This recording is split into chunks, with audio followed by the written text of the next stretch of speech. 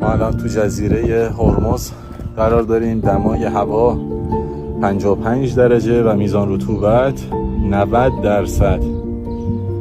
شما به سختی میشه نفس کشید. حتی الان خصوص تو شب که دیگه باد هم وجود نداره و بچه ها به سختی دارن اینجا مقاومت میکنن، اون هم با سلاح الله اکبر.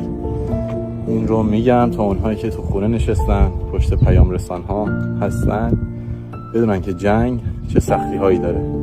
اینکه زیر اسپیلت بشینی و نهایتا شب و زحمت بکشی تا سر کوچت بری نیست. جنگیدن تو میدون نبرد معادلاتی داره، سختی هایی داره که تا نیای داخل میدون، تا نیای تو گود مشخص نمیشه. و بچه ها 120 روزه تو این گرما و تو این رطوبت دارن مبارزه میکنن و با کنسرو سر میکنن زیر چادرهایی که زیر درخت. یعنی این گرما رو هم باز دوباره داره. نمیخوابن، از خستگی غش میکنن. این سختی ها دارن به جون میخرن. پس وقتی میخوایم گله کنیم و حرف بزنیم حواسمون باشه که چی داریم میگیم.